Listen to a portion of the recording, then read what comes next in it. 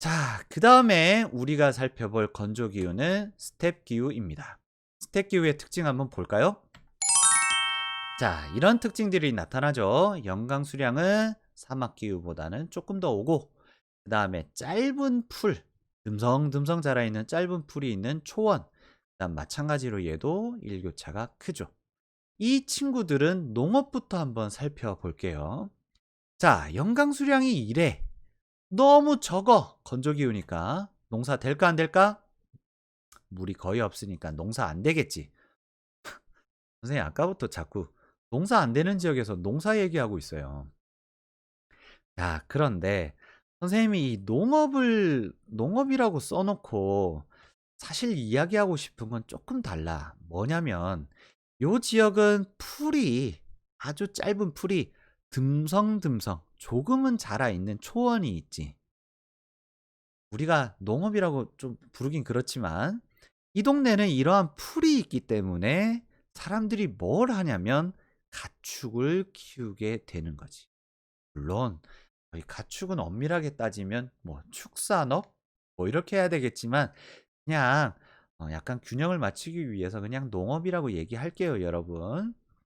자, 이 동네는 이 짧은 풀이 듬성듬성 자라기 때문에 이 풀을 뜯어서 먹고 자라는 가축을 키웁니다. 자, 그런데 여기서 중요한 건 이 풀을 찾아 다닌다는 거예요, 여러분. 왜? 이 동네는 비가 아주 쥐꼬리 내리는데 사막보단 조금 더 와서 풀이, 조만한 풀이 자라고 있어. 근데 선생님이 아까부터 계속 얘기한 거 있잖아. 듬성듬성 자라고 있어. 그러니까 이 듬성듬성 자라는 풀을 가축들이 뜯어 먹어. 근데 뜯어 먹으면 곧 없어져. 그럼 이 사람들은 어떻게 해야 되겠어? 이 가축을 키우려면. 그렇지. 가축을 데리고 이동을 해야 되겠지. 그래서 이 사람들은 풀이 자라 있는 곳을 이동해 가면서 가축을 키웁니다. 그래서 이 사람들의 하는 행동들을 가축을 키운다. 목. 그 다음에 이동한다. 유. 그래서 우리는 유목이라고 부릅니다. 알겠습니까? 그래서 스텝 기후 지역의 사람들은 이 풀을 찾아다니면서 가축을 키우는 유목을 합니다. 알겠죠? 자, 그 다음 살펴볼 것은 바로 집입니다. 집을 살펴볼 건데 선생님이 방금 얘기한 유목을 끌고 왔어요. 풀을 찾아서 자꾸 이동하면서 사는 사람들이에요. 그럼 이 사람들은 흙벽돌처럼 집을 딱하니 지어놓고 살아갈 수 있을까요? 조금만 있으면 풀 찾아 떠나야 되는데 선생님 그러면 낮에는 풀 찾아 갔다가 저녁에 돌아오면 되잖아요. 아 여러분 그 정도의 스케일과 규모가 아니에요. 엄청 먼 지역으로 가야 돼요. 그러면 이 사람들은 집이 어때야 될까요? 그렇지. 설치와 철거가 쉬운 뭐가 가능한 집. 그렇지. 이동이 가능한 집이면 딱 좋겠죠. 그래서 이 사람들은 이동식 천막집을 짓고 삽니다. 선생님, 이동식인 건 알겠는데 왜 이런 천막이어야만 하나요? 왜야 얘들아? 주변에 구할 수 있는 집 재료가 뭐밖에 없어. 풀로 집 지을 거야? 근데 이 동네 나무 없지. 그럼 뭐로 집 지어야 돼? 본인들이 키우고 있는 가축의 가죽. 그걸로 집을 짓겠죠. 그래서 이 가죽으로 만든 이러한 천막들로 집을 짓는 거야. 그래서 이동식 천막집이 있는데 대표적으로 이 몽골이라는 국가의 게르가 유명합니다. 요 사진에 보이는 요것도 몽골의 전통 이동식 천막집인 게르를 보여주고 있습니다. 알겠죠, 여러분?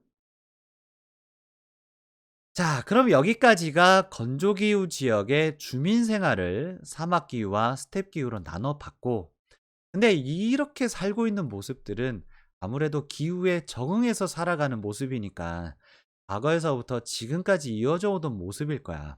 근데 오늘날에는 이 지역 사람들이 진짜로 이렇게 살기 어렵고 아직도 이동식 천막집 짓고 그리고 사막 기후에는 사람들이 정말 오아시스 주변에 몰려 살고 이러고 사느냐? 그렇지 않습니다. 오늘날에는 건조기후 지역들이 물론 이 건조기후 지역 중에 대다수는 인간이 살기 어렵지만 이 중에 일부 건조기후 지역들은 더 이상 사람이 살기 어려운 곳이 아니에요. 어, 정말 유명한 곳도 있습니다. 여러분, 두바이라고 들어보셨죠? 그 동네는 완전 생 사막입니다. 그러한 건조기후 지역인데 관광으로 뭐 엄청 유명한 지역이 있잖아요. 그래서 이 건조기후 지역들은 오늘날 이렇게 변하고 있습니다. 이 오른쪽 위에 사진을 한번 봅니다, 여러분. 여기는 여러분이 보면 알겠지만 그냥 사막 한복판입니다. 자, 그런데 이렇게 녹색으로 된 모습들 있죠. 이게 뭐냐면 다 밀을 재배하고 있는 밀밭입니다, 여러분. 근데 사막 한복판에 이렇게 왜 이렇게 원형으로 밀밭을 구성을 했느냐? 여러분 지금 사진으로 보니까 작아 보이지만 이 밀밭이 엄청난 규모입니다, 여러분. 대단히 넓은 곳인데 이게 뭐냐면 이 가운데에서 이쪽으로 쭉 기계를 만들어서 회전을 시킵니다. 이런 식으로. 그래서 뭘 뿌리냐면 물을 뿌립니다. 이게 바로 이 왼편에 있는 이 기계의 모습입니다. 확대하면 이렇습니다. 여기서 지금 물 뿌리고 있죠. 그리고 여기 바퀴 달려 있죠. 이렇게 회전을 하면서 물을 쭉 뿌리는 거죠. 선생님, 근데 사막엔 물이 없잖아요. 그렇죠. 그래서 물이 있는 곳에서 여기까지 물을 끌어와서 농사를 짓는 거. 이걸 우리가 어려운 말로 뭐라고 하냐면 관계 농업이라고 합니다. 그래서 오늘날 이 건조기후 지역들은 물이 있는 지역에서 물을 끌어와서 농사를 짓는 이 관계 농업이 성장하고 있습니다. 물론 엄청난 돈이 들어가기 때문에 돈이 정말 많은 경제적으로 강력한 국가들에서나 행해질 수가 있습니다. 그래서 이러한 건조기후 지역들 중에서도 이 관계 농업이 가능한 지역들에서 밀을 대량으로 생산해서 전 세계에서 엄청난 밀 생산 비중을 차지하고 있습니다. 엄청나죠, 여러분? 그 다음에 두 번째, 여기 오른쪽 아래 사진처럼 주변을 보세요, 여러분.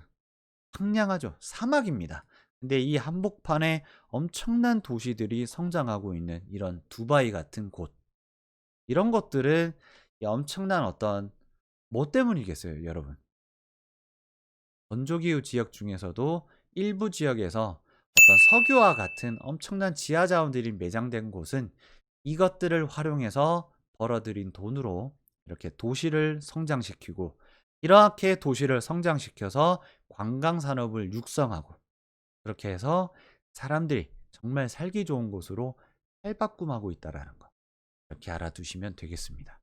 그래서 건조기후는 오늘날 관계 농업을 통해서 농사를 짓기도 하고 그다음 지하 자원 이렇게 일부 지역에선 지하 자원을 활용해서 막강한 경제력으로 도시를 발전시키기도 한다는 것. 그렇게 알아두시면 되겠습니다.